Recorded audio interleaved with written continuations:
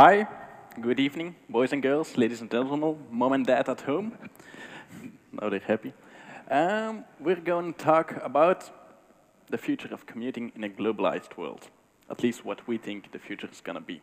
And we're going to do that together. Because, yeah. And why are we going to do that together? Yeah, because we fight all the time.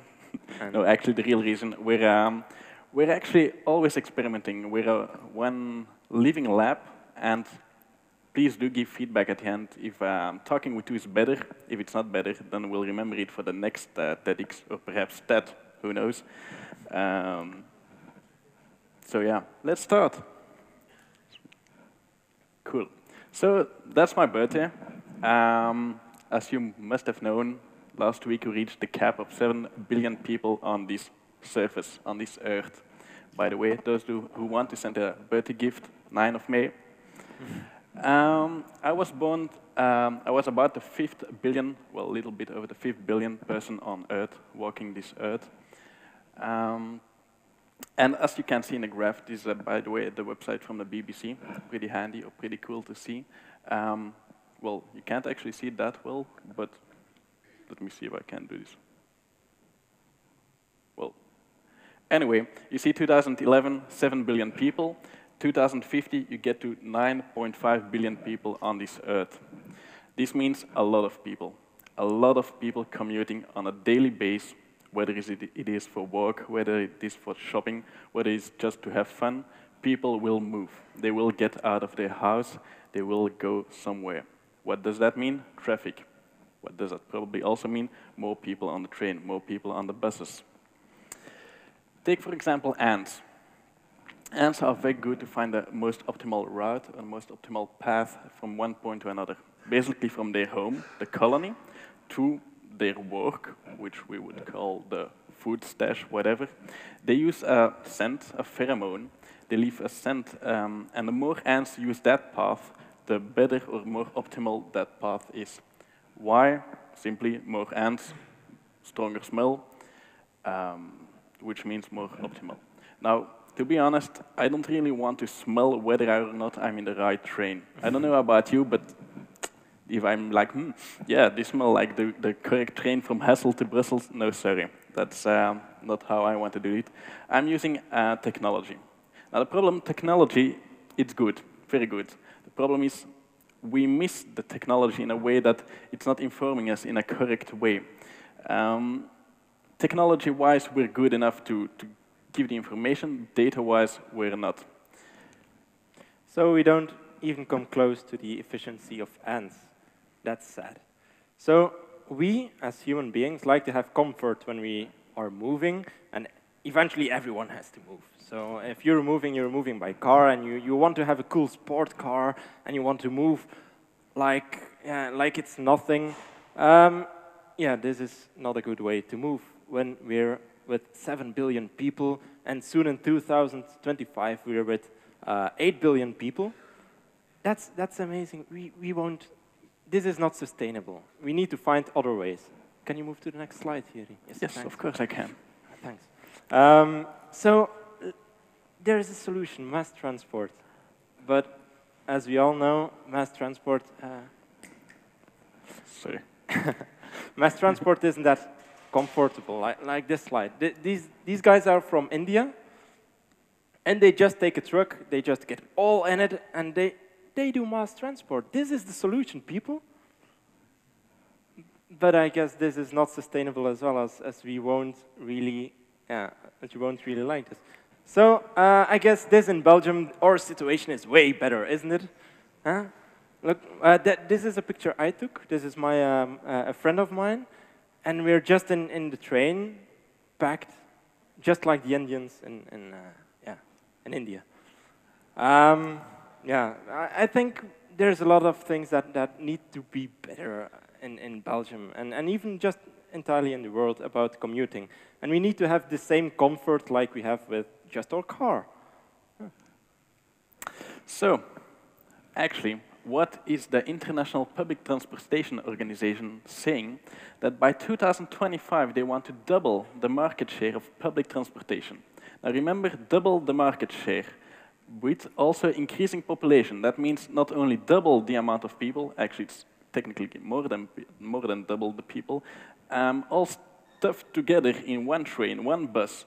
Can you imagine that? I don't know. Obviously not, because you people aren't really using the public transportation, but something to think about. So, what has to change, or at least what do we think that has to change?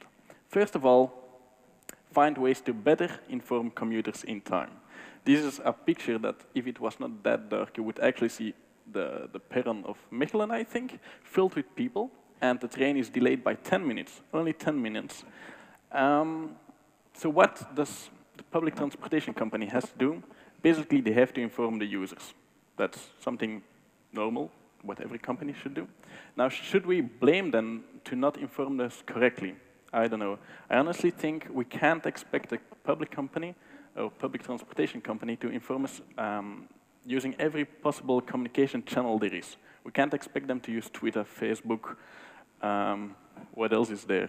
I have a Nokia phone. I don't know who else has a Nokia phone, but I still have these Nokia phones. And in fact, there's no mobile client for a Nokia phone. But there is, of course, for iPhone and Android, but I'm not informed as a Nokia user. Right. Indeed. And actually, I think the mobile website only started like, what, 1 year ago? Yeah. So it's something to think about. What would the solution be is that they give raw data and that users, you, me, developers, create the connectors between data and communication channels. Because again, we can't expect them to keep track with every possible communication channel there is.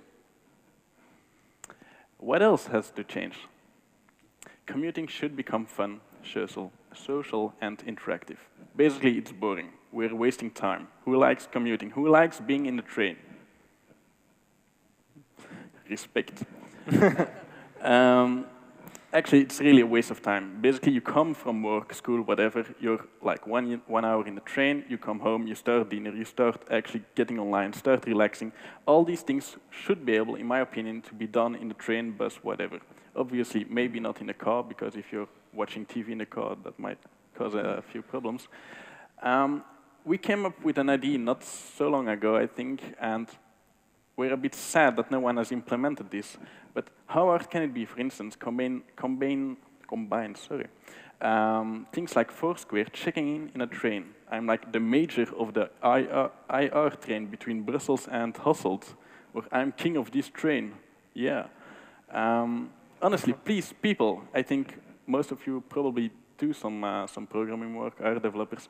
Please implement something like that. That would make... Steal this idea. Steal this idea. Yeah. He said it, steal it. You should do something like that. You know, it makes being in a train or in a bus much more fun. Because let's face it, what's cool about checking in the next, what's the name of that coffee shop? Starbucks? Starbucks. What's useful about that? It's not useful, but it's just cool to share it. And that's, in the end, what being in a train is about, or a bus, or whatever. Or when someone has to come and fetch you from the station, then you just can say, I'm arriving 5 minutes late in the station. Yeah, but at the same time, you're taking the same train as all your friends. You check in on the train, they know where you are, or maybe even checking in on the wagon, then they can come to you. That's what in my opinion, would make commuting a lot more fun. And last point rather, what has to change? Give us the GPS experience. Let's face it, car, it's handy. You get in, you say, I want to go from A to B, you know when you'll be there, plus minus, you know when you need to get off the highway, you know what turns you need to do. And that's something that doesn't exist for public transportation companies. Who's scared of using the bus? This should not happen in the 21st century, because I honestly have no idea when I'm in a new city what bus stop I need to get off. It's so complicated, and at the same time, I have no idea if I need to be in this street, is it the first stop, the second stop, the third stop, whatever, and when I'm asking help, they can't really help me either, because they don't know the street names. So honestly, start giving us a GPS experience, using an application, using whatever ways there is. I want to know, using from one point to another point, when I'll be there correctly. And remember, I probably will be using more than one public transportation company because, let's face it, I'm using the bus, the train, perhaps another bus when I get off the station. So all this data has to be linked. I need to correctly know when I'll be arriving and what stops I need to be taking or what stops I need to get off. So what has to change? We already have the math. Like, there are a lot of research groups at this moment who are researching intermodal route planning. That's crazy because in Portland there are people, in just America there are thousands of people working on this. In Belgium there are a lot of researching groups doing this. In France, in Europe in general, in India there are people doing this. There is a lot of double work. We already have the math. Stop researching this. It's just graph networks. I'm a developer, I know how this works. So please just stop it. And a second thing we already have are the graphical user interfaces. We already have a lot of apps. We already have a lot of websites which will just give you a route from A to B, or sort of, because they don't really work. And what doesn't work about this? That's no one has the data. If you ask each research group in Belgium, okay, you're researching intermodal route planning, which data do you have? They say, oh, we don't really have data. We use test data, or yeah, we got the data after 1 year of trying. IRL needed 1.5 years to open up 2 data sets. Static data sets. Static data sets. We talked to the lane, and we talked to the NMBS. We got an API for the NMBS or SNCB, and we're working on the lane implementation. So, yeah, come on. We really need just data for everyone. And the problem is that everyone invests in these intermodal route planners and invests in just the things we don't need, because we have them already. And then the data itself is just, yeah, no one has it. The tech. Endless waiting. Right, waiting until it comes. Right, next slide. So, points of action. We have 2 points of action. 1, get your data together.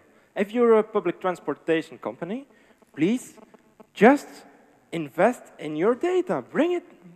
It will be useful for yourself as well. I've heard the story of the tech that they didn't even have the data themselves, that they are working with the things that hang in the stops, in the bus stops, are really from 2006.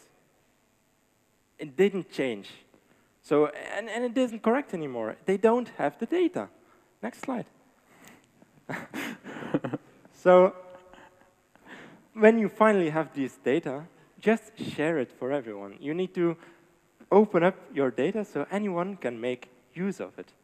Like, a third party would be able to create a client on this, an intermodal route planner, because this is not possible by the SNCB or the NMBS themselves.